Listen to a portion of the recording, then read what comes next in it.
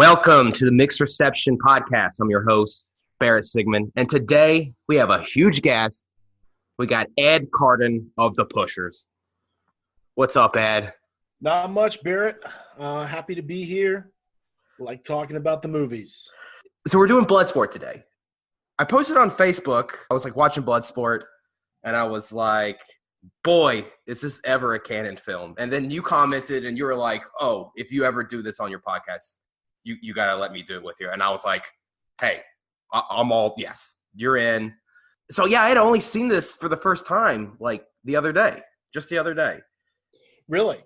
Yeah, what's your history with this movie? When did you see it? This movie came out in the late 80s. 88. I think it came out 87 or 88. Yes. It was actually kind of near the end of Canon's run as a studio entity. But for me, I didn't see it until it hit TBS and T basic edited basic cable, basically. It's back in the early 90s. It was the kind of movie that TBS would show on the movie shows. They had movies for guys who like movies and oh, I remember that. But occasionally it would hit HBO and premium movie channels. So I eventually got to see the unedited version. And as a kid that grew up playing Street Fighter 2 and fighting games and stuff, I got into this movie right away. It was my shit. And here's the thing, as far as Van Damme goes, I've always had kind of a soft spot for him. I like a lot of his movies, but this is probably my favorite of his movies. And which is funny because he's basically tried to remake this movie a few times. Well, I was gonna say, I feel like this and Kickboxer and Lionheart are essentially the same movies. Well, yeah, and The Quest is a really watered down period version of Bloodsport. He's made this movie a lot, but I think he's good at making it. I think that of those, this is definitely the best one. So yeah, that was one question I had for you, is if you liked Van Damme. So I had known about Van Damme for a while, but I didn't really get into him until it was funny. A couple of summers ago, I was on a Van Damme kick. He had a lot of his movies streaming, and I watched Kickboxer, I watched Lionheart, Double Impact, Sudden Death, Time Cop, and yeah, I mean I like his movies. He's a horrible actor, but I always kind of considered him kind of B-list. I mean, I feel like Schwarzenegger and Stallone were kind of, they kind of had a rivalry. They were at the top, and Van Damme was B-list, and then of course, I don't know. I always felt like Steven Seagal was kind of C-list. Yeah, I mean, it's. I think it kind of, in your 80s, 90s, action actors, I think most people would consider Schwarzenegger and Stallone kind of the top tier. Then where you would put Van Damme or Steven Seagal, it depends on what you like. I think a lot of people I knew around my age, they would say I like Steven Seagal better because his style of fighting seems more realistic. But I liked Van Damme better just because his style is more theatrical. You got the cool kicking, you got all the crazy flexibility stuff he can do. So I think it just depends on what you're into with that. Like I said, growing up, as far as the mid-tier martial arts guys go, people either preferred Seagal or they preferred Van Damme. And then below that, you had guys like Jeff Speakman and I've never heard of Jeff Speakman. Rock and I've never heard of these people. If you were really an aficionado, you were watching Jackie Chan and Sammo Hung and Lewin Bao films from Hong Kong with Gary Daniels, who was oh my God, was basically the white guy that they beat up in all those films. And you know what I was thinking? It's kind of sad. Like, what happened to the like action star? I feel like we don't really have that anymore. Like that was just kind of a thing that was big in the 80s and 90s, and I don't know, where are the Van Dammes and Schwarzeneggers and Stallones and Seagals? I feel like that's just not a thing anymore. I feel like the reason for that is because like those guys just they kept making these movies, and they kept kind of, like we talked about, basically making a lot of the same movies over and over again, and it became True. kind of diminishing returns, and like people just lost interest. You know, I it's know. like Van Damme, like pretty much after like the mid '90s, his stuff started increasingly becoming more like direct to video type stuff, and you know there were a lot of ones he made that were just really bad. Like Knockoff is probably one of the worst. He tried to do kind of like an action comedy where like Rob Schneider was actually in it with Oh, well, him. there you go. That's why that movie bombed. You know, he was trying to go for that. It seems like they were trying to go for that kind of like Stallone Schneider vibe that like people got into for like a couple movies, but it really didn't work. There were other like really bad Van Damme movies that sort of came out, like I said, direct to video stuff that again, just people didn't connect with it as much. What's that movie he did with Dennis Rodman? I think that was kind of a turn in his career. I feel like he did that. That was a I think that was huge like Double bomb. Team. Yeah, Double Team. I haven't seen it. It looks horrible. But yeah, I don't know. I guess we have The Rock, but like, I don't know. Yeah, I mean he's really the closest thing. I mean, you got Keanu Reeves kind of still hanging in there. I mean, he kind of had a resurgence. I mean, the John Wick movies are pretty big. Yeah, yeah. I mean, but at the same time, like those movies are kind of niche now. Yeah, and the thing with The Rock, it's like, well, he kind of tried to like, he had the Scorpion King. He tried to do his thing, and then those movies didn't do really well. But then he started doing those Fast and the Furious movies, and those, I would say were even more popular when he turned up. But I don't know. I feel like The Rock's never had like, I don't know. He's never had like a franchise to call his own. I mean, and he does Jumanji. I don't know. I'm just not a big Rock guy. I think you kind of hit the nail on the head with the Fast and Furious franchises. I feel like these kind of like single star focused action movies gave way to these ensemble action movies where you have a whole bunch of different guys doing cool stuff.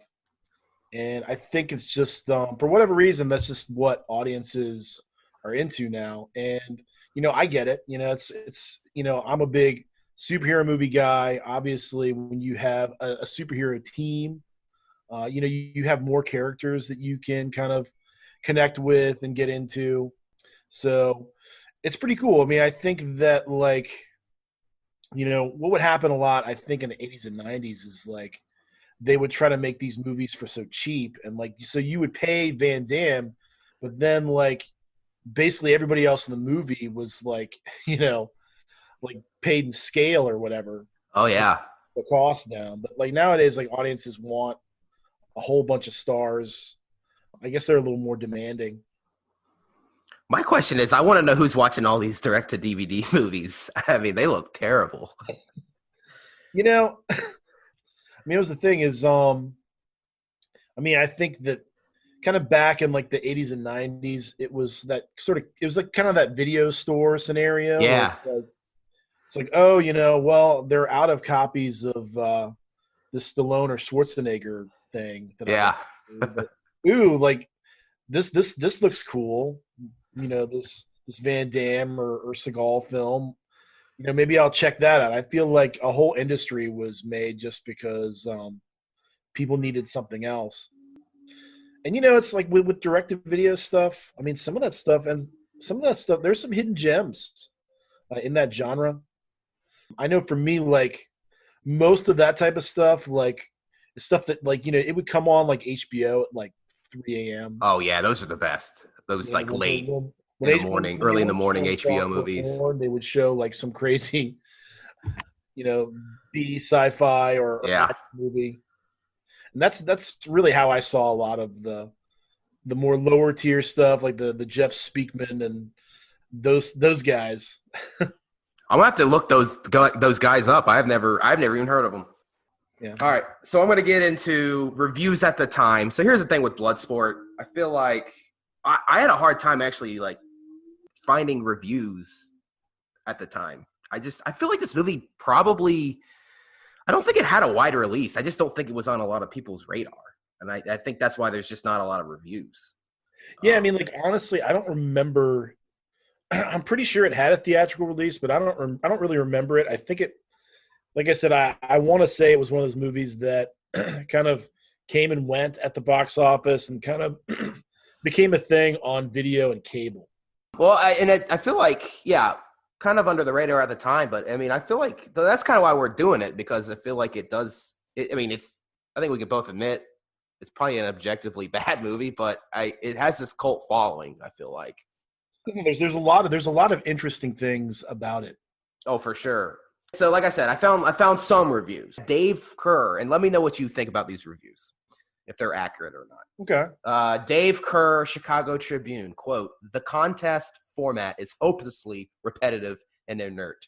The characters would seem underdeveloped in a comic book, and the restricted setting ensures that the action will never develop any real scale or velocity." I mean, yeah, these characters are super underdeveloped, but I disagree. I think the action's great in this movie.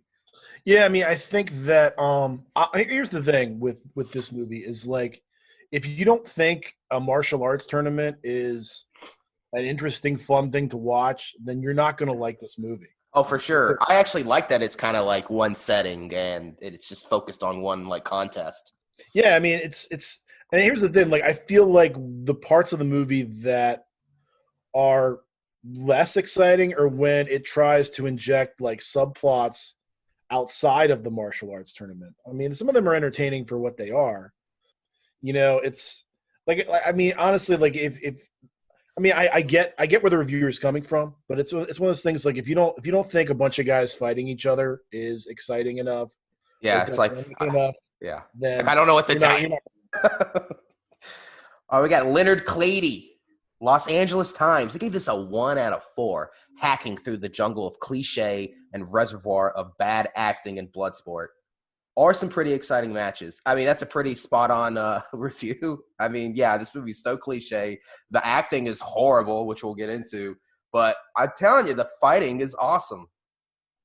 Yeah, I mean, like I've gone as far as to say that, in my opinion, this is probably the best, like, non-Asian produced martial arts tournament movie ever made. Well, I don't know. We got the Karate Kid. Yeah, I mean, you know, the Karate Kid. But personally, I think that you know, I like Bloodsport better. You know, I like, you know, the Karate Kid. It's just karate. It's like, well, that's more like genuine, like heartfelt, the underdog story. Yeah. But yeah, like I pretty much stand by that. Like, I think as far as like an American studio making a movie about a martial arts tournament, I think, in my opinion, this is the best one. Yeah, I'll buy that. So I got one more review. Simon Kuhnleaf, Time Out. I guess that's a magazine. I don't know. A well-plucked turkey, humorless and plagued by a script full of stilted mumbo jumbo. I mean, yeah, like the dialogue is hilarious. It's horrible. Yeah, you know, and we'll get into this. We talk about some of the trivia around the movie, but like, you know, there's a lot of martial arts BS in this movie. Oh boy, is there ever! Frank Duke. Well, we'll get into him. He is. Yeah, he's not. I think he conned his way into Hollywood. He's not quite no. what he makes himself out to be. Put this. I thought this was kind of funny. So Van Damme was nominated for a Golden Raspberry Award for Worst New Star, but quote unquote lost out to Ronald McDonald and Mac and Me. Have you seen Mac and Me? You know, here's the thing. I've never seen it the whole way through. Oh, you have to watch it. But yeah, it's, you know, that's definitely goes down in history as one of the worst movies ever made. Oh, for sure. Especially in terms of egregious product placement. Oh, hell yeah. Rotten Tomatoes, critics 40%. I mean, there was only like 25 reviews. I think most of these reviews on Rotten Tomatoes are kind of newer. But 40%, that's actually better than I thought. User score, they gave it a 74%. So I think general audiences, seem to kind of dig this movie. Consensus, this is where it all began for the muscles from Brussels. But beyond Van Damme's athleticism, Bloodsport is a cliched, virtually plotless exercise in action movie recycling. I mean, I don't disagree, but I think I love the movie for that.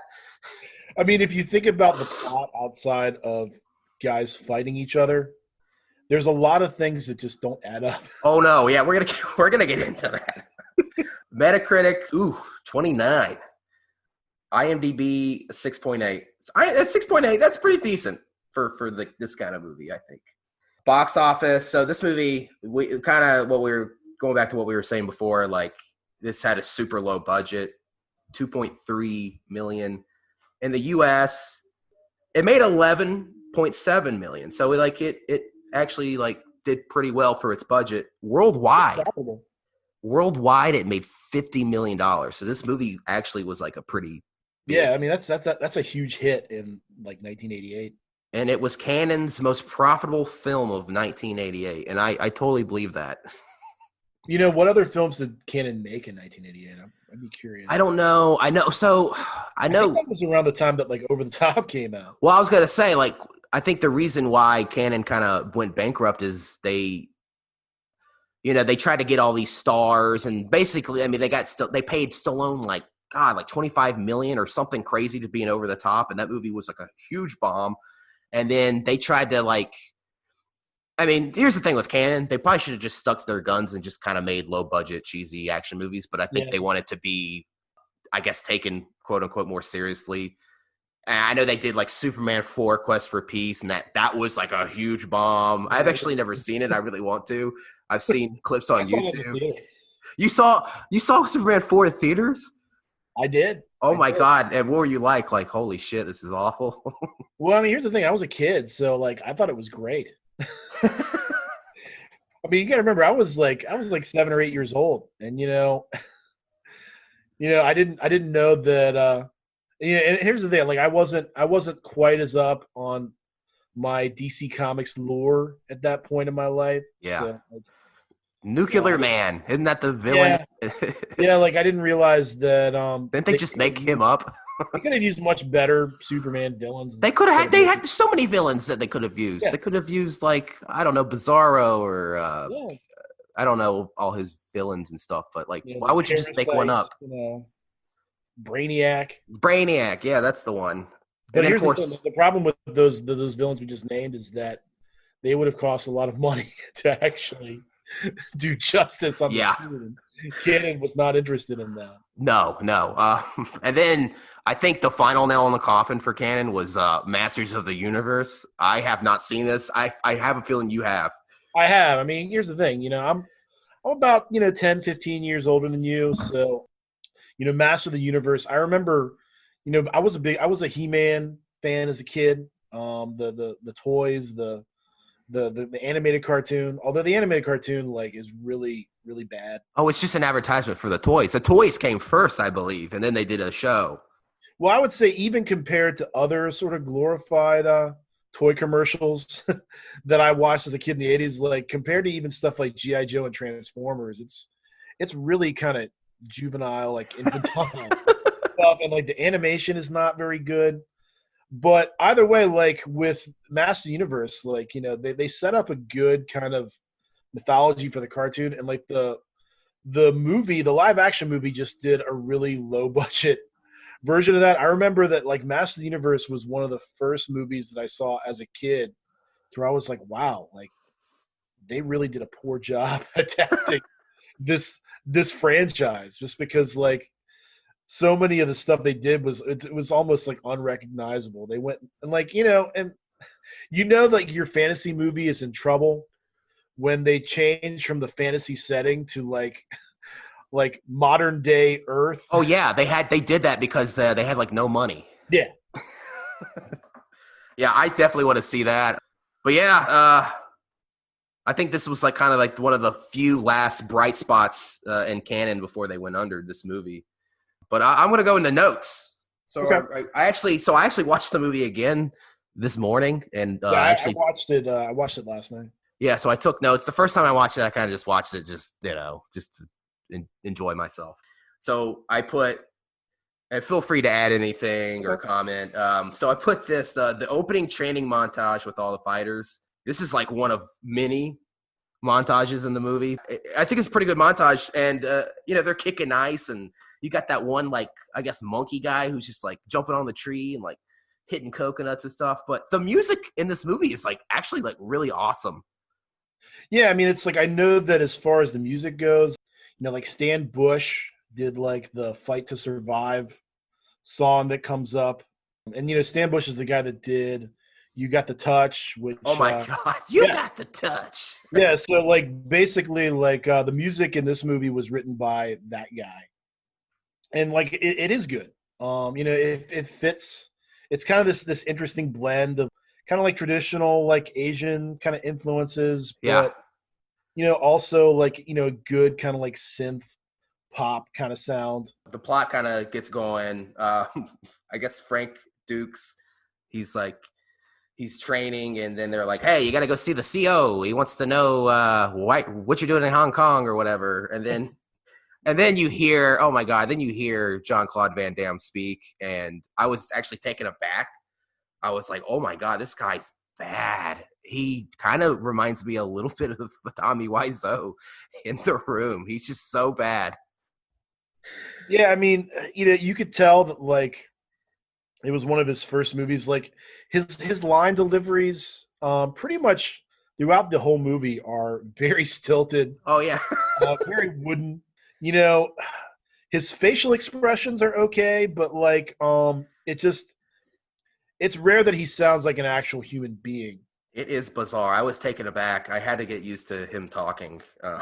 But I mean, thankfully, like most of the other English as a first language like actors do a good job with like natural kind of delivery, and so it kind of helps. But I guess maybe at the same time it makes the fact that like Van Damme's lines are so robotic stand out even more. But oh yeah.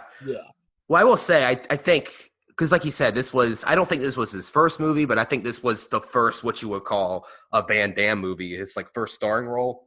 Yeah, I think this was the first one that like became like really well known. Yeah, this was like kind of his breakout, and but I will say, I mean, like I've seen a lot of Van Damme's movies. I haven't seen them all, and I think he's a horrible actor, but I do think he gets better the more movies he does. Yeah, I mean, I would say by the time you get to like Universal Soldier, he's come a long way. Yeah, definitely. Universal Soldier, like I mean, as far as like 80s action movies go, like he's on par with Stallone or Schwarzenegger by then. Oh, definitely. So we get this awkward scene where it's like, you got to go see the CO, and he's just like, oh, I need to take a shower first. And then I guess he's like taking a shower, and then the guy comes in, and how did he escape? That's the thing, like what the hell? And here's the thing, like I maybe this was something, because like a lot of times when you watch the edited for cable versions, yeah, a lot of times you get different cuts. I think I remember in some, because there's a few different versions of this movie floating around, but I think I remember in like one of the ones I saw, like there's a quick shot of like an open window in like the shower room. Did he just get out of the window naked? I mean, like, where did he get? How did he get his? Like, never goes into that. Or it's either that or it's just kind of implied that like, I mean, it's one of the things we'll get into when we get further into it. But like, basically, what Frank Dukes and the movie Frank Dukes both basically claim to be is a ninja. Yeah. He just used ninja skills to. Yeah, sure. Good enough for me. Yeah. I put this, Jesus Christ, there's so much ADR in this movie. I guess like the scene where the guy goes to see the captain or whatever, like, oh, you need to get Frank Dukes back here. I was just like, holy shit, is that ADR? Like this? Yeah, they use a lot of ADR, and I would say half the movie's ADR. Yeah. like they didn't have mics when they filmed any of these scenes.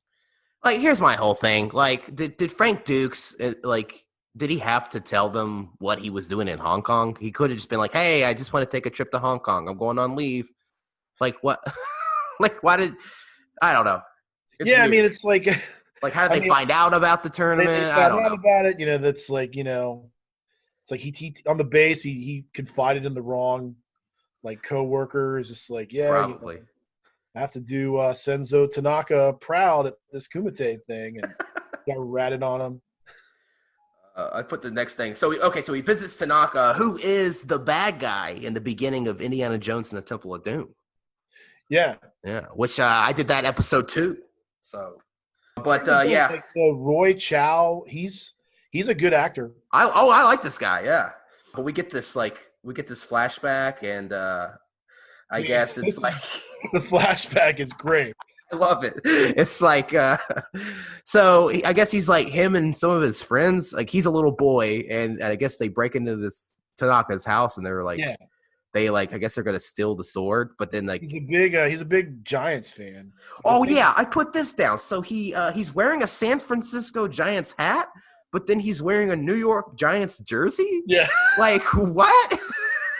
I don't think I don't think the like filmmakers just, I don't know. I think they were probably just that, or like maybe it was someone's idea. It's like, his family recently moved to the United States, so like this was his attempt to like fit it. Yeah, I like sports. Look at me. But yeah, so the other two kids like puss out, and they like they run out, and then but our boy Frank, he's good. He's a good kid. He puts the sword up, and then and it's like he's able to just stand there when Tanaka like slices off the brim of his cap with quick flick of the sword. Yeah, and I guess Tanaka wants to train him now because he's like, oh, you show a lot of spirit. But here's the thing, like, he says that, and he has that sit down with Frank's parents, but then it becomes very clear that, like, he's just using Frank so that Shingo, his son, can have someone to beat up during the training process. Okay, so this is what doesn't make sense to me. So they start training him, which also I have to point out that the kid's dub voice is horrible. Oh yeah, it's so like, bad. And it was almost as if they tried to make his delivery as bad as Jean-Claude Van Damme's. Oh, for sure. But so they start training him, and it's established that Tanaka's son is actually like pretty competent fighter. But then he gets beat up at school, Tanaka's kid, and then Jean-Claude Van Damme, the kid, like beats up the bullies for him. That didn't make any sense to me. I don't know. It was weird. See, like my read on that was that Tanaka's kid, like, he's learning the stuff, but he got overpowered by those kids just because he's kind of small. Okay. And really, like when the one thing that I know about fighting is that techniques and like knowing how to fight is great, but the person that's faster and stronger is probably going to win no matter what but knowing stuff helps.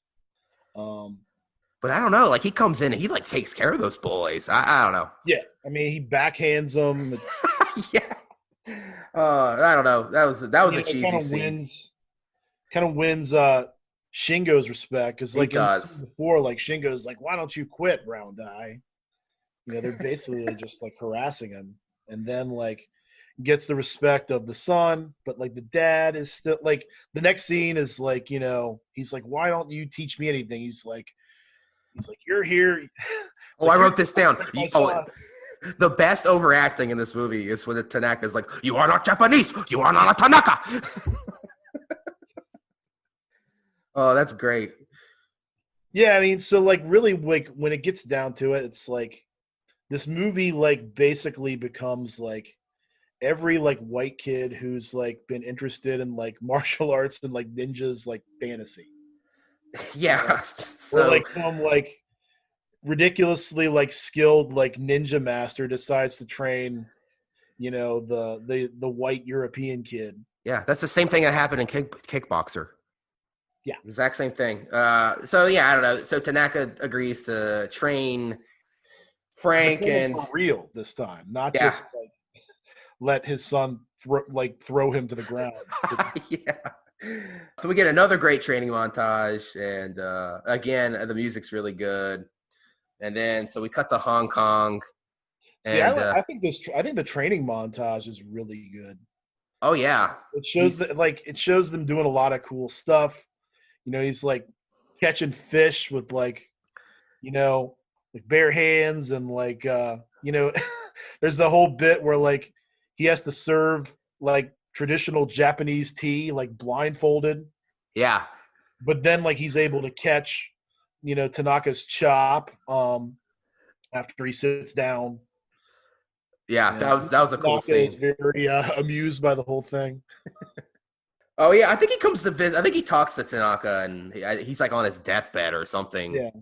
And then he's Yeah, just because like, it's important to know that like first Shingo dies, and we never kind of get a good idea of like what happened, but he got sick or something, and then yeah, I Tanaka. wanted to know what happened to him. I think I read somewhere because I think there was like a novelization, and sometimes the novelizations go into more detail. I think that like Shingo had like cancer or leukemia or it's something like that. Okay. But then we get that scene where, like, that dramatic scene where Van Damme really, really flexes his acting chops. And he's like, oh, uh, to honor you means everything to me. And then we cut to Hong Kong, and then we meet Ray. Yep. He's on that bus or whatever, and he's like, "Hey, baby, want to go out with a really big man?" He's like hitting on that I guess Japanese chick, and she's just like not having it. Yeah. Which I thought Ray was gonna be a bad guy when I first started watching this. I was like, "Oh, that's gonna be the guy that he." Yeah, it's like Donald Gibb, like it's normally his MO, but like this is kind of a slightly different role for him. Yeah, and then they pretty much become best friends immediately. They play this like arcade game, Yeah, and it's then Karate Champ. yeah, and then Frank earns his respect because he beat him in a game of Karate Champ, and then they're best friends now. And then I wrote this like, okay, this Kumite thing, right? It's supposed to be like this big old secret, but like everyone's talking about it like openly. Like Ray's like, oh yeah, well if you want to see me really kick some ass, you should come down to the Kumite. And then Frank's like, well yeah, that's why I'm here too. And then who's that guy that I guess he kind of meets them. He's like the Asian guy, and I guess he kind of Lin is his name. yeah, and he's even like, oh yeah, a lot of good fighters at this Kumite, and it's just like in front of everyone is just talking about this Kumite, which is supposed to be secret. Yeah, I mean, it seems like it's kind of like an open secret in Hong Kong, but something that like I guess people in that area know to just deny if anyone like asks. Although eventually, we start talking more about the U.S. government agents. Eventually, I guess somehow they get people to sort of acknowledge it. But yeah, it's like it seems like it's something that most people in Hong Kong are like, oh yeah, that's a thing. But oh yeah, we're not really. But, Oh, we get the brick scene, which is awesome. This is a nominee for moment like best scene of the movie. But yeah, like Frank, he comes down there and like, oh yeah, well like you don't look like you're Japanese, like prove yourself. And then he like hits the brick and it like breaks the bottom brick, and then just Van Damme's facial expression is just, he's like eyes are like bulging out of his head. It's like so intense. It's his facial expressions in this movie are like half of what makes this movie so hilarious. no, like he totally sells it. Like you buy it when he's doing this stuff. Yeah, but it's just so unintentionally hilarious. He's just like so intense.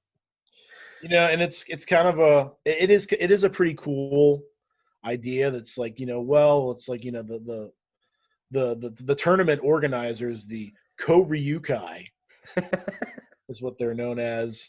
They don't believe him, but they're like, well, you can prove it by doing your Din Mok or Death Touch technique. They make him break the brick on the bottom of Like the others, of course, are totally unscathed. So he has like this precise control. But yeah, like that is probably one of the most iconic scenes in the movie. Oh, for sure. And then we got another good scene after this, the quarter scene. And like, I guess we meet the reporter, Janice. She's like trying to get access to this tournament. She's an American reporter. And that's one of the things. It's like, it's one of the things with this movie where it's like who's paying her to do this story? Right. It's like what American magazine is like dying to know about the Kumite? Like, it just. Oh, this is one of the subplots that she's going to win like the Pulitzer Prize. Oh, I wanted that scene after the movie where she like wins the Pulitzer. We needed that scene. Yeah, I think you probably could have done away with this subplot. It's kind of a romance between Frank and Janice, and they have no chemistry. You could have taken this out of the movie, and it just really wouldn't have. Yeah, I mean, I think, and here's the thing, like, I think that what happened a lot, especially back in like this kind of heyday of like 80s action movies, is like they're like the producers are like, well, we have to have something in there that for the ladies, maybe women will connect with, but it's like, no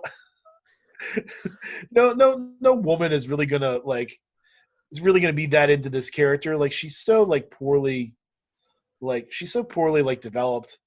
But it's funny, like all these guys are like hitting on her, like, "Oh, you come up to my room for interview." And Frank intervenes. He's like, "Hey, lay off her.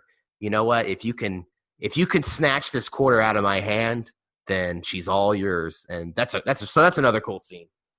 Yeah, with and it's the whole thing, like the little subplot between like Frank and Hussein, the Indonesian Muslim fighter. Yeah. It's kind of an interesting thing that they kind of starts here, then they kind of pay off when they actually have an actual match later. That's true. Yeah, you're kind of planting the seeds of like a mini rivalry. Yeah. So I put this in the next thing I wrote. Jesus Christ, Chong Li. We're introduced to him, and this dude's definitely using steroids. I mean, his pecs, they just look abnormal. They don't look right. Yeah, it's like Bolo Leung is Chong Li, and like it's like I think it's probably he was a pretty big star in Hong Kong. Oh, really? Like he was like like in his movies, like it's kind of stuff like Chinese Samson and Chinese Hercules. Okay. He was kind of like I guess you could say he was kind of like their Schwarzenegger for a little bit. Oh, wow. Yeah, so like he was kind of like one, like there's not that many like crossover like stars in this movie. He's definitely like their kind of connection to like the Hong Kong cinema that they brought him in. Okay. To play a Korean, but that's the thing. Like with as far as like pretty much Asian actors just play whatever nationality interchangeably, like throughout this movie. So it's like that's something that people care about, like authenticity. Then you're not going to be too happy with it. Oh, for sure. I thought this scene, I wrote this down. This was like it's a really random scene, but it was kind of funny.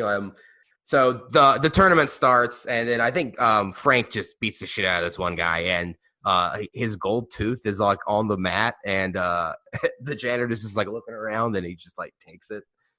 And I was just like, that was random. Yeah, it was actually, and it was one thing like that I noticed when I was watching, because that's his fight with Hussein, the guy from the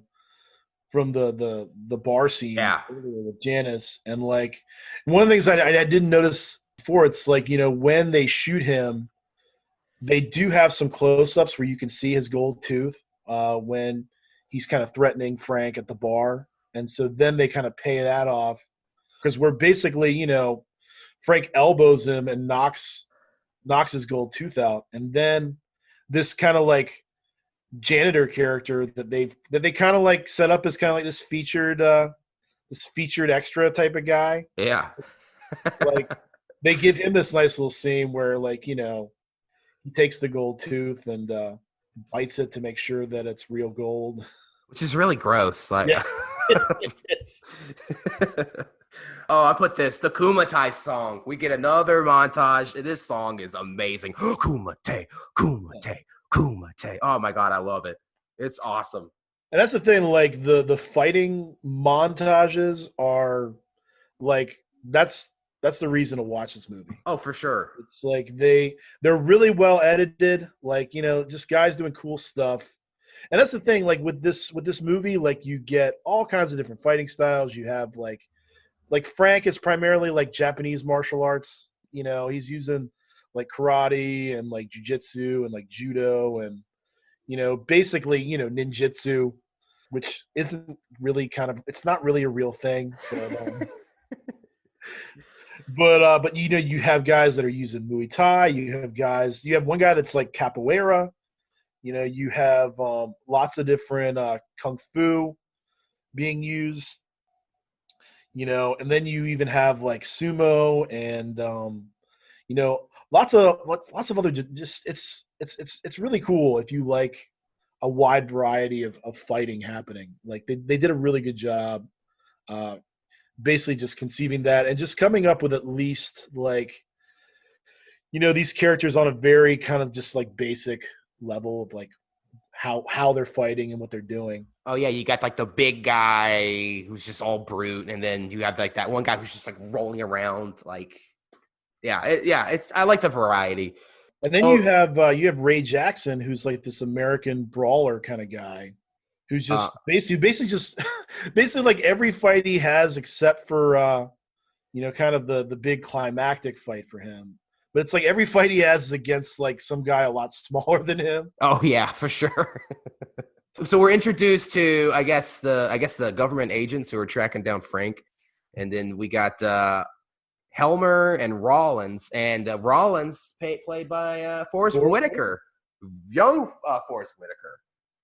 Yeah, I mean, I think this was like probably 2 or 3 years after like Fast Times at Ridgemont High. Oh shit, was he in that movie too? Yeah. Oh damn. Wow, I forgot about that. Well, so the inspector, they're like eating this meal. And then the inspector tells them like, oh, he's at this hotel. And I was like, this meal looks amazing. And then they like don't even eat it. They just go run to the hotel. I would have sat down and finished my meal. He's not going anywhere. He doesn't even know you guys are coming for him. He's at the hotel. Finish your meal. That lo mein looks awesome. That beef or whatever they're eating looks amazing. That's my one knock on that scene. Yeah, I mean, like, like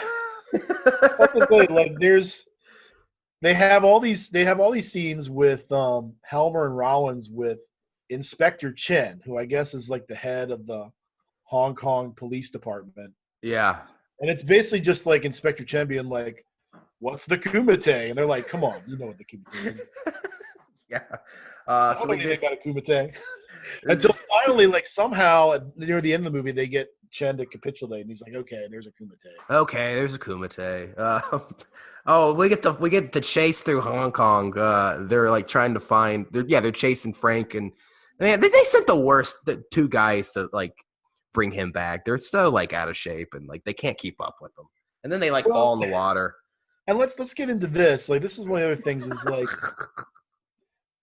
The U.S. government is sending like two guys like across like to Hong Kong to bring back this special forces guy. Yeah. Like what is Frank Dukes doing for the military to where like they have to have these guys like almost like the idea is that they would tase him and like bring him back to the country. Like that just seems like so implausible. Like it's like one like special forces guy goes AWOL and like they send like armed agents like across like international lines to bring him home. But I don't know if you are. Yeah, it doesn't make a lot of sense. But if you are gonna bring people to track him down, I don't know. You need to bring your best of the best. I mean, this guy's special forces. This guy's a kumite master. Like, maybe get somebody who's good. You know what I mean? And it's like, are these guys, are they military police? Are they like yeah, it's never really established. Like who, like what part of the government are they even from? Yeah, they just seem like a bunch of schmucks. They just seem like just regular Joe Schmo, like local police force. I don't know. It's weird. Although I think like tasers were like brand fucking new when this movie came Oh out. shit, really? So, oh wow. Yeah, That's like cool. I'm pretty sure like because like I remember even as a kid I was like, wow, this thing's like futuristic. The next thing I wrote down, Frank and Janice fuck, and then I guess this is a scene. This was put in here specifically for the ladies. We see Van Damme's banana hammock. Yeah. So that's all I got to say about that. You know what? Okay, so then, Janice is trying to get Frank to be like, hey, like, just take me to the Kumite. Like, where is this? And he's like, no, I can't tell you. And then the next scene, it's like after they fuck, she like, we see her with another guy, some rich guy who like brought her there. And I put this like, let's be honest, she probably fucked that guy too. I mean, it's entirely possible. I mean, she wants this story. God, she really wants this story. She's willing to just fuck anyone just so she can get the story. Or, at the very least, like she's, at least leading this guy to believe that there's going to be, some physical action. God, she really wants this story. This next scene, Chong Li, he like breaks that guy's leg and his like bones all exposed. That's amazing. Yeah, the capoeira guy, and that's the whole thing. Like it's interesting with the Kumite rules. It's like in the Kumite, like you can maim someone, you can kill someone. It's legal, but at the same time, the Koryukai like frowns upon it. Like that's like you can do it, but it's like really just knock the guy out, just throw him off the platform. Don't actually don't actually like cripple people or kill people. But it is legal. Yeah, don't do it. But if you do it, we're just not gonna respect you. Oh, this part's hilarious. Like Janice whips out her tape recorder. Like remind you, like she's not supposed to be here. This is a secret, like fight, and she just whips out her fucking tape recorder, and not subtle at all. Like that, I loved how like immediately after the bone breaks, and it cuts to her with the tape recorder. It's hilarious. That's the thing. Like, how well would that even work with like everybody screaming? It's true. I didn't even think of that. It's like I'm watching this. I'm like, there's gonna be a lot of just noise. Oh yeah. Oh, and then we get this part's hilarious too. This is when the movie really starts like getting funny. Like Ray versus Chong Li. Like, dude, Ray's such an idiot. Like he just like he punches him and then like Chong Li falls down and he's just like, I got him, he's dead. And then I love Frank, he's just like, stop. Oh my god. Yeah, Ray's an idiot. Like, come on, did you really think you were gonna be able to like beat him that easily? And then he's just not even like turning around, like. But then, yeah, and it's like Chong Li basically curb stomps him. Oh yeah, and somehow he's still alive. And so then we cut to this part's hilarious too. Like they're in the hospital, and then Janice and Frank are like getting in an argument. And I think this might be my line in the movie. Like Frank, Jean-Claude, he just cannot sell this scene. He's like, you want to be the best reporter you can be? Well, I'm trying to be the best fighter I can be. So Frank's all depressed, and then we get another montage, and it's just like this cheesy song. It's like, on my own. Really cheesy. And it's like, like he's seeing like Chong Li and the reflection of the subway windows. Yeah. That's the thing, like Bolo Young's like facial expressions are like just Oh, they're awesome too. Yeah. And that's the thing, like, I mean, here's the thing with him. It's like he is obviously like 80-yard like crazy. For sure. They have someone dubbed over him. And like the voice they use for him, it's ridiculous. For sure. But at the same time, it's ridiculous, but it works. It's like, wow, he's got a very threatening voice, but like his facial expressions and just his physicality is really good. he's got his whole bit. Like before every fight, he blows snot out of each nostril. Yeah, I like that. And then, so then Janice rats out Frank to the inspector, and then Helmer and Rollins have him cornered, and then he just easily just beats up like all these people. And I love how Helmer and Rollins are just like, all right, okay, fine. You know what? Do your kumite, but I mark my words, you're making a big mistake. And they just give up, like trying to bring him in, and then they actually like go to the fight and watch him. Yeah, they go to it. But that's the thing, like, is Inspector Chen there too? Yeah. Oh yeah. Everybody's just like, yeah, you know what? Let's check this out. This might be fun. Let's see what this is about. It's the championship match. Yeah. So we got Frank versus Chong Li. I mean, this is just an amazing fight. But like before the fight starts, this is really funny. The first time I watched this, like the trainer puts like, it's like a pill or it's like chalk or something into Gong Li's pants, and I didn't know what that was at first. I was just like, what the fuck is he doing? Yeah, I mean, it's like it's something. It's some kind of thing that can be broken up into a powder, and it comes into play, towards the end of the fight, because it's the interesting thing about this fight that, I didn't really notice the first few times I watched it, but like basically for like the beginning of this fight, Frank is basically destroying Chong. Oh, absolutely. Like he's just totally breaking him down and just like kicking his ass like beyond belief. Yeah, he does a flip, and then he kicks him from like behind him. That was awesome. I mean, it's really the most one-sided fight until Chong Li takes out whatever it is. It was funny. Like at one point, I was like, "What is that? Like cocaine or something? Does he throw cocaine in his eyes?" But I don't know. It's something that will blind you. Yeah. How did nobody see that either? Because he was pretty. That's the thing. It's like, did they see it, or they're just like, "What are we gonna do?" Like, I don't think there's any rules in this tournament. Like, yeah, you could fucking put illegal substances in people's eyes. Whatever. We won't. We'll look down on you, but yeah, you can do it. It's funny because like UFC when that first came out, it almost had like as little rules as Bloodsport did. Probably. No, it like UFC 1, like you could actually hit people in the nuts. Oh, I forgot to mention that. So there's that one scene earlier on where like Frank does his famous split, and he like punches a dude in the nuts. I'm like, that's not cool. That is not cool. Well, that was the whole thing, because like with that fight, one of the interesting things is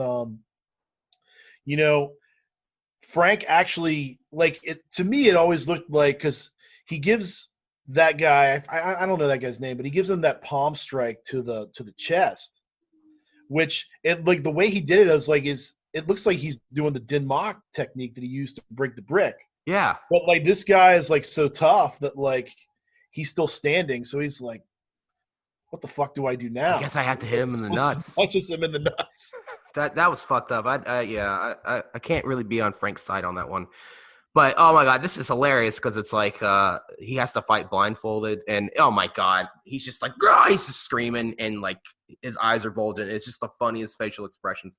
But then like, so he has to fight blind. He has to fight blind, and I put this. We have to have flashbacks of Frank fighting blindfolded because the filmmakers think the audience is too stupid to understand what's going on.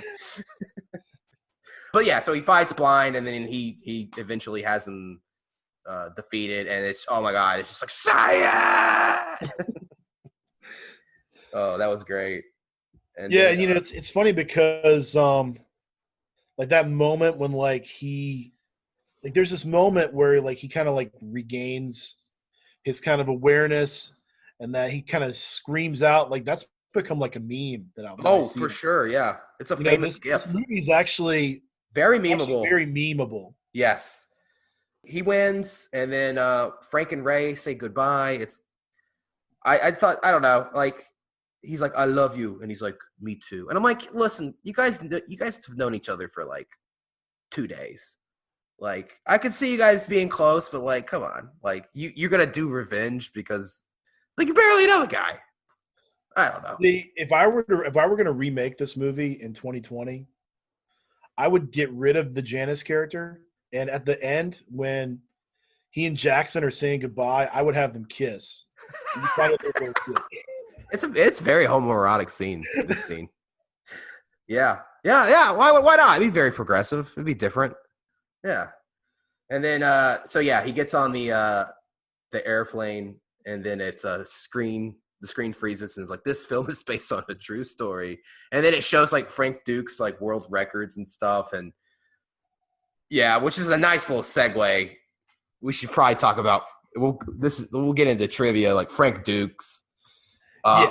I have an interesting quote from the co-writer of the movie. So, quote, I had known Frank Dukes for a number of months before I came up with the idea for Bloodsport. Frank told me a lot of tall tales, most of which turned out to be bullshit, but his stories about participating in the so-called Kumite event sounded like a great idea for a movie. There was one guy who he introduced me to named Richard Bender, who claimed to have actually been at the Kumite event and who swore everything Frank told me was true. A few years later, this guy had a falling out with Frank and confessed to me that everything he told me about the Kumite was a lie. Frank had coached him into what to say. So this dude is just like a massive, like, yeah, he's a fraud. Yeah, I mean, like, it's interesting because, you know, it's like, I would say, like, around when this movie came out, like, I think, you know, the idea was that Frank Dukes was this legit guy, but I think it was like 5 or 10 years afterwards, like, people started checking up on him, and basically Frank Dukes is a complete fraud. And there's the thing, like, in like, this movie kind of introduced me to something that's actually pretty prevalent, is fraudulent martial arts. There are a lot of people out there that even have like their own like studios and gyms and dojos that are teaching something that they completely made up. Oh, for sure. And it's like, if you ever want to go down a weird internet rabbit hole, go on YouTube and just put like fake martial arts. There's all kinds of just like completely ridiculous, weird shit out there. And you know, it's like what what ends up happening a lot is like someone will challenge their claim and end up usually trying to get them to fight in like a tournament, and then they'll just get completely destroyed by like actual MMA or yeah. And it's like, I don't know that ever happened to Frank Dukes, but like, he's basically, his reputation is done. I'm not sure if he's still alive or not. I think he might be dead. But. So here's the thing with Frank Dukes. Like, I do believe he probably knows a lot about martial arts because he was the fight coordinator for this movie and Lionheart. So I mean, I'm sure he knows a little bit, but I mean, I don't think he. Yeah, I mean, they're definitely. He's not a ninja. No, he's not a ninja, and he did not do this Kumite thing.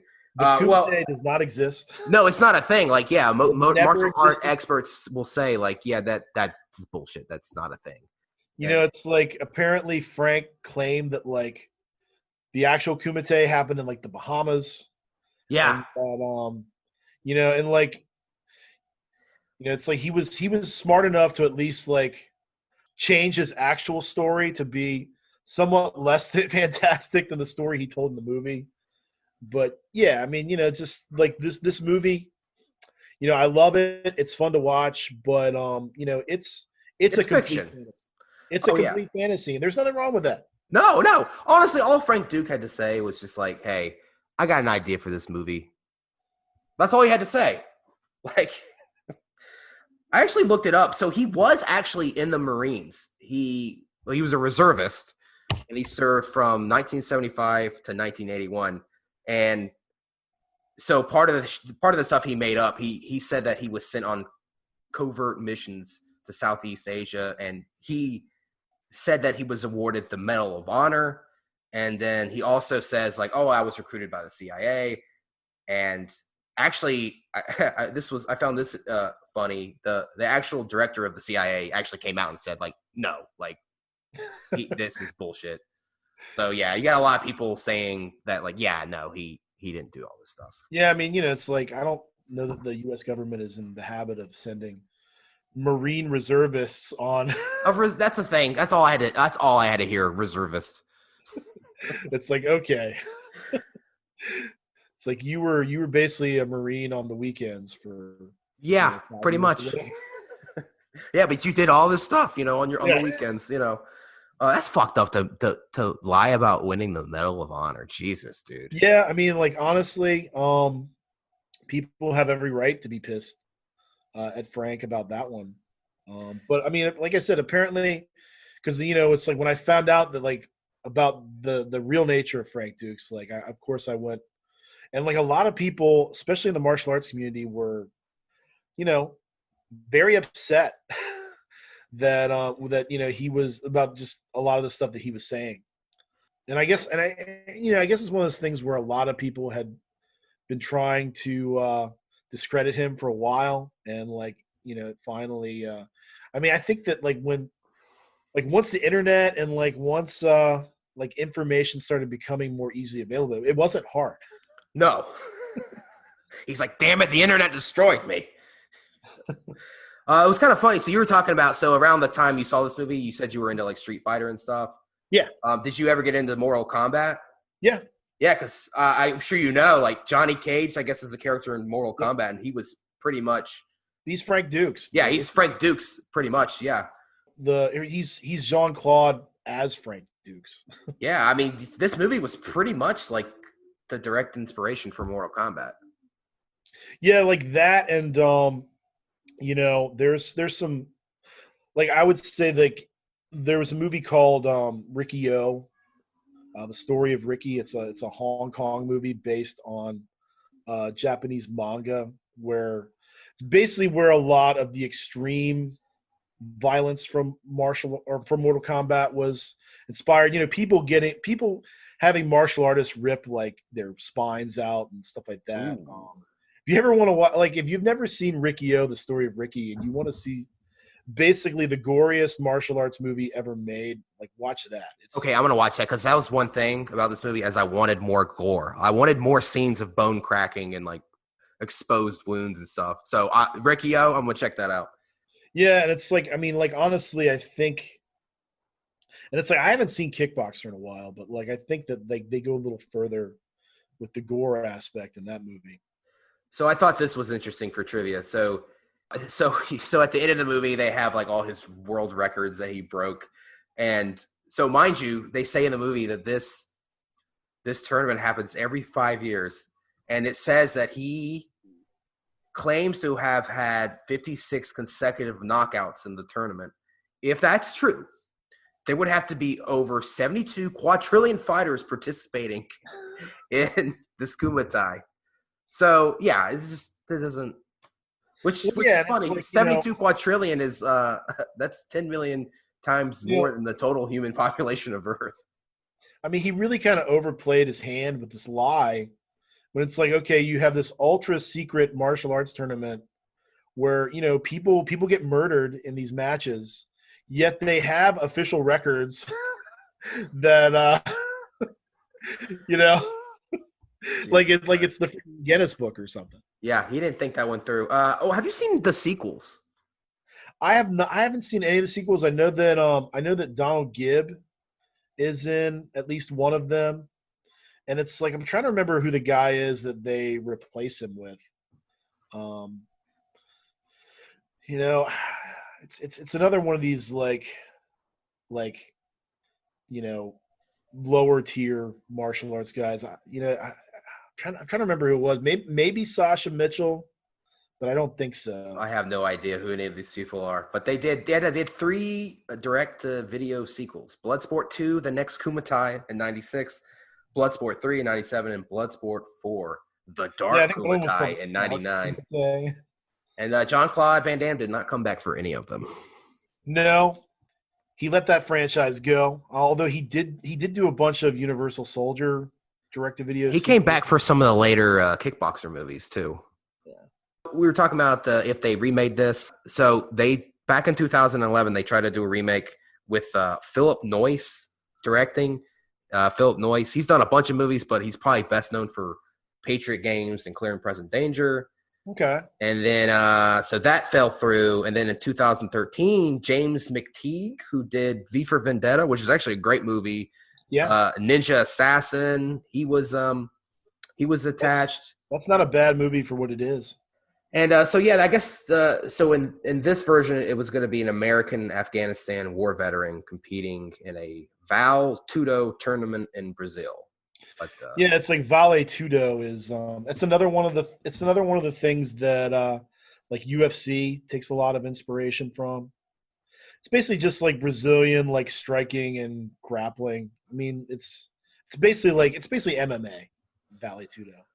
But I don't know, remake. I mean, I hate remakes. I'm going to say no. I think it's one of those things. I think this is, if you do a remake, it has to be, I guess, darker and more violent. I mean, if I were going to do it, I mean, like the reason I would remake this movie is just to get another kind of tournament film, but with showcasing a lot of the martial arts that are a thing now. And it's just like I feel like they could get even more variety. I'm sure the choreography would be even better. Like especially I mean like if you see the stuff that like Tony Jaa and even some of the American studios are doing these days, like fight choreography has really gone to like a different level. It's so much faster. The guys are so much more talented. A lot of them are better actors too. So Yeah. If it's just an excuse to do another really cool like martial arts tournament movie with a bunch of different styles of fighters, I'm all for it. Yeah, we just got to get rid of the reporter subplot, and we got to make Ray and Frank super, super gay for each other. And then we have a hit. We have a hit remake. Yeah, I mean, like, it's I'd be okay with it. I mean, you're basically just using the Bloodsport name to that's what most remakes do. They just like people don't want to go see something that they've never heard of anymore. That's true. Unfortunately, it's sad. All right, I got categories. Best scene. What's the best scene of this movie? I would say probably the final fight with Chong Li. Yeah, I agree. I would have to. Oh, it's got everything. The fight itself is good, and then it's got those just classic Van Damme facial expressions, and I'm gonna go with that. I mean, like honorable mention would be like some of the fighting montages that you see. Yeah, you get to see all kinds of guys doing cool stuff. What's the worst scene in this movie? Anything where Van Damme has to talk a lot. I would say the hospital scene where the dramatic scene between Frank and what's her name, the reporter. It's supposed to be this emotional moment, but it's just ruined by Van Damme's horrible line delivery. So I'm going to go with that scene.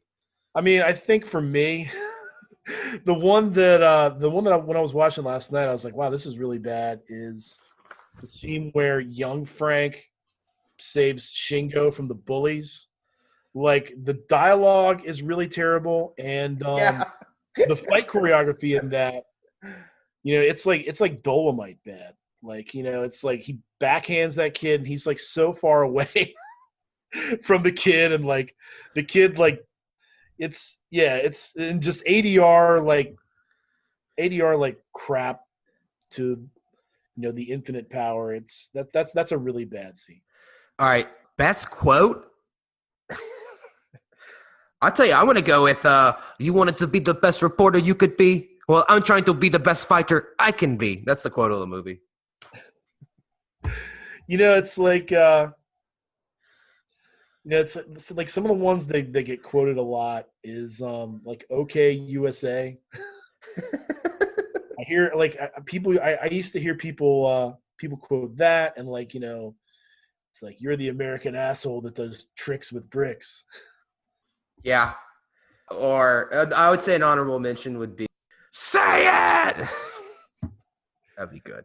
But of course, I love, when Chong Li points at him, he goes, "You are next." Yeah. Best unintentional comedic moment. That's easy. The whole movie. The whole movie. Yeah, I mean, there's I mean, pretty much like a lot of Van Damme's lines.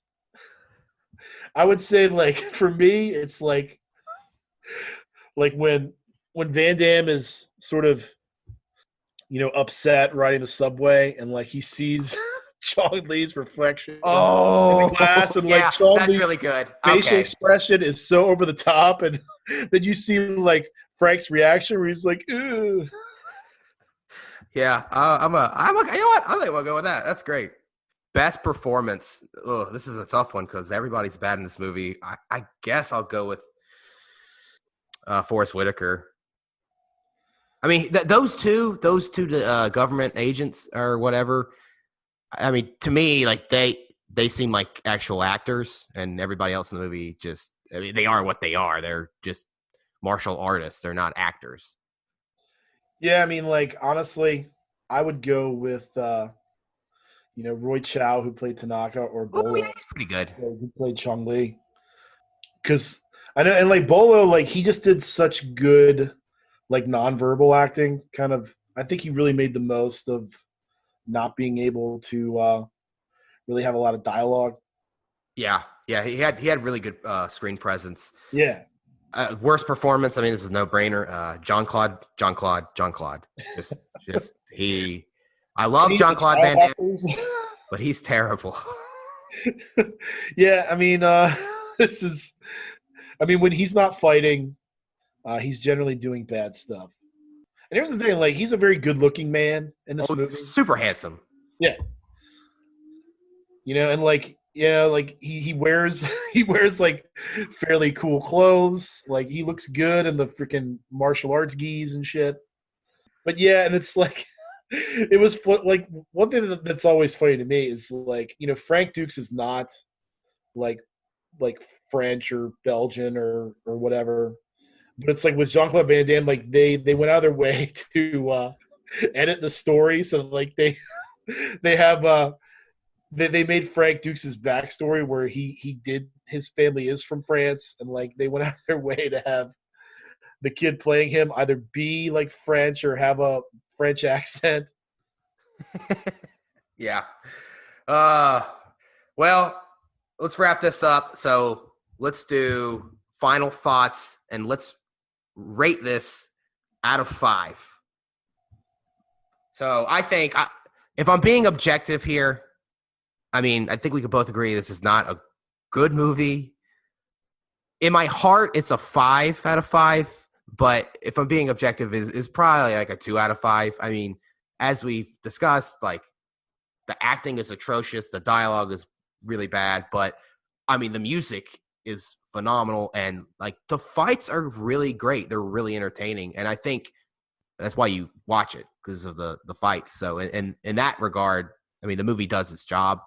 But I mean, it's if you want just a really cheesy 80s movie, I mean, you can't do better than this movie.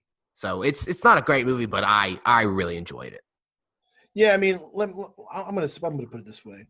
This was a movie, like I said, that back in the '90s when like basic cable was king. Like, this movie would come on like a Saturday afternoon, or like maybe 10 p.m. at night or whatever, and you just want something to just kind of like chill out and watch. Like, this movie, it's very watchable.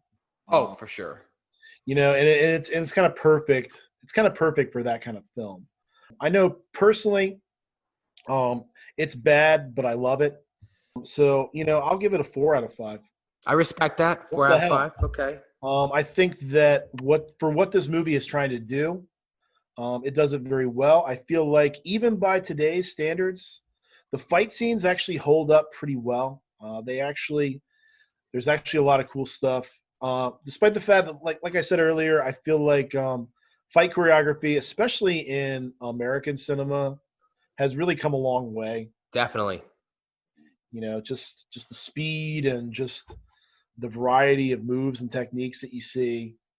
But like this movie, I think inspired a lot of that stuff, and it still kind of holds up pretty well in that department. You know, it's got a little gore, it's got a little blood. I mean, it definitely Little lives up to the romance. title. Yeah.